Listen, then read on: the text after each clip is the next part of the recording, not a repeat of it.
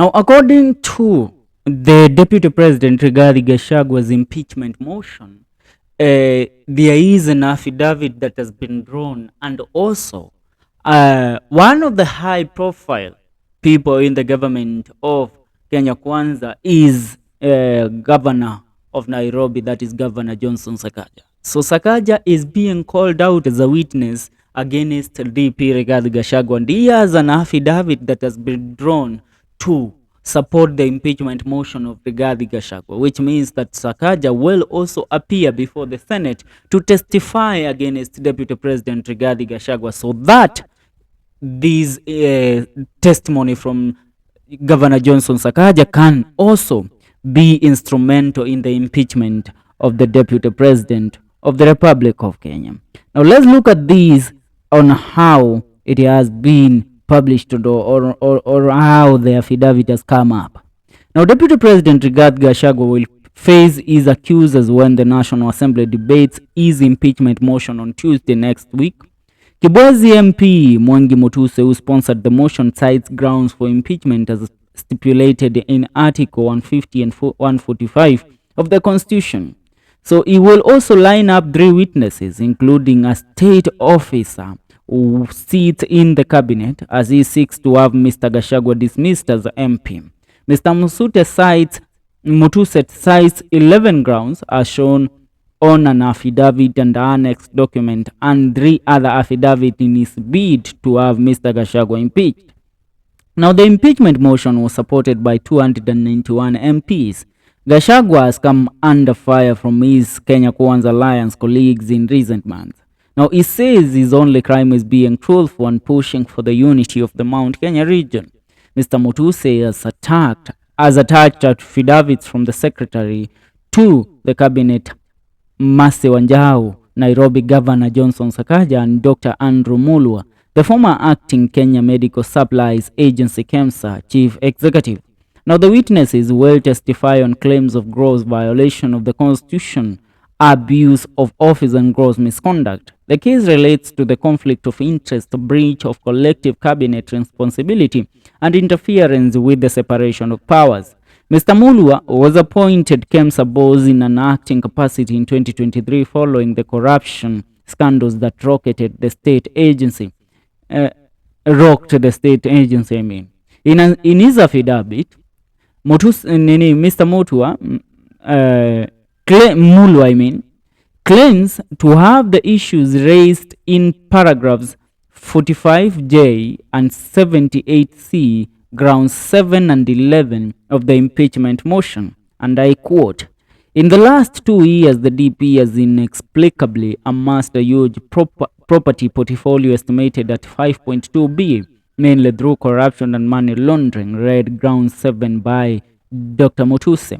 Now, he says the value of the property and assets acquired by Gachagua in the said period is inconsistent with his non-legitimate income of about 24 million through his sons, Kevin Rigathi and Keith Ikunu Rigathi, and other close family members and associates. Mulwa says he is competent enough to give evidence because of his former role at KEMSA. And I quote, "Gachagua was involved in the KEMSA irregular procurement of KEMSA's 3.7 billion malaria nets," he says.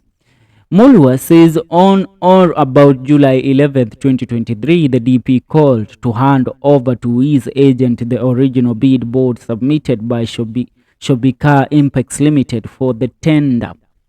Now, given the status, power, threats, and influence of the people involved in obstructing the investigations and covering up the irregularities surrounding the procurement, I was compelled to hand over the original bid board to Ogora Wilson Okula, he says in the affidavit. As a junior government official, there was not much I could do against the deputy president. In a June 30, 2023 letter, Dr. Mulwa responded to a June 12 letter by Shobika Impex Limited CEO regarding a request to release the tender board. And he says, "We wish to inform you that the subject tender is under investigation and documents relating to this tender are not in our custody. However, we have written to the Ethics and the Anti-Corruption Commission to release the original bid board to facilitate your request, the letter says. Mr. Mulwa accuses Gachagua of harassing public officers in contravention of Section 34 of the Leadership and Integrity Act. Ms. Wanjau will give evidence in a capacity as Secretary to Cabinet and custodian of the content of Cabinet resolutions and policy position. And she says, I have knowledge of the issues raised in grounds 12 and 10 of the application. Wanjau hands that on April 30, 2024, the Cabinet adopted a resolution policy on Nairobi Rivers regeneration and flood mitigation and circulated it to relevant Cabinet secretaries, principal secretaries, and the government agencies, including Office of the DP, for implementation. She says the resolution policy directed the immediate mapping of the Nairobi Rivers corridor and the establishment of a 30-meter statutory riparian boundary, as well as 60-meter planning corridors on both sides of the rivers. Now, the mapping was to be done by the Ministry of Lands, Public Works, Housing and Urban Development, the Nairobi County Government, and the Water Resources Authority, WRI. Now, the role of the three entities, according to the affidavit, was to approve the removal of existing structures, buildings along the 30-meter riparian zone within the identified flood hotspot from May 2nd, 2024. This included an approved plan for shifting people from the danger zones along Mathare, Nairobi, and Gong rivers, and an approved cash transfer to facilitate alternative accommodation for those affected. Now, the meeting directed the WRA to enforce 30-meter riparian border. In addition, the Office of the DP and CSs of Interior, Environment, Public Health, the National Treasury, Lands, and the Attorney General and relevant ministries, departments, and agencies were to take appropriate action. Governor Sakaja has also sworn his affidavit on the blood shifting of Wakulima market traders. The county boss has an axe to grind with Gachagua, citing Article 10(2)(a) of the Constitution, which states that devolution is a fundamental national value and principle of governance. He says the Constitution provides that county and national governments are distinct and interdependent and shall conduct their mutual relations on the basis of consultation and cooperation. Governor Sakaja says that on September 20th, Mr. Gachagua, in reckless disregard of the high calling and dignified status of the office of the DP, unlawfully interfered with the running of the county by holding a rally and inciting citizens against lawful directives in the planning and management of markets. He says the DP had previously used ethnic incitement to interfere with the county government's management of traffic in Nairobi County.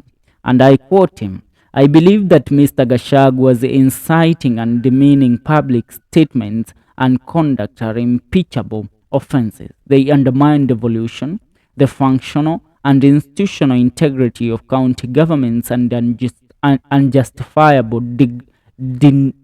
denigrate and ridicule the leadership of county governments, the governor says.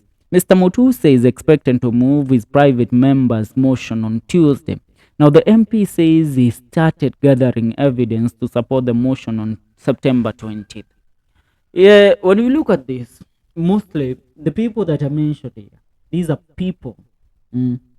These are people that have been, and I mean it when I say these are people that have, in several occasions, called out the DP and also revealed that they have an axe to grind with Gachagua. They have a bone to chew with Gachagua. They have a fight with Gachagua, especially these of the governor of Nairobi County, Governor Johnson Sakaja.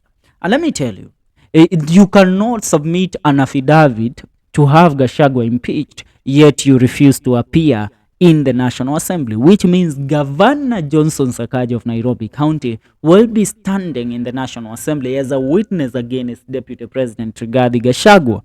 Same thing to the former CEO of the KEMSA, Mr. Daktari Mulwa. Mulwa will also be a witness against Gachagua in the National Assembly. They will be there on Tuesday to testify against Gachagua because Mulwa, on his grounds, he believes that Gachagua forced him to hand over the tender of the 3.7 billion mosquito nets, Kemsa mosquito nets tender to Keith Gachagua, the last born son to Deputy President Rigathi Gachagua. So which means this has become a matter of even dragging the family in it. So the family of Gachagua will be dirtified. They will also be called in. If this case goes further, they will all be, if Gachagua is impeached, then these people have the grounds to go ahead and even file the case against them in the High Court. And then Gachagua might find himself being arrested again.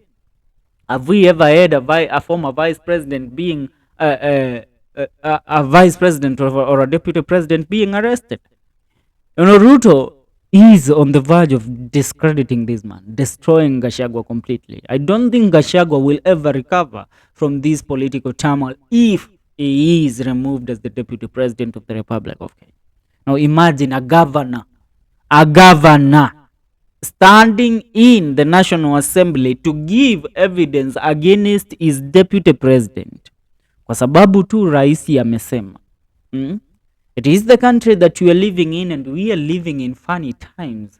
How proud are we to be alive to witness this? Because this is history in the making. This is history in the making. Oda, I leave it there. What is your take? Leave your comment on the comment section. See you in our next video. This is Celeb Corner KE.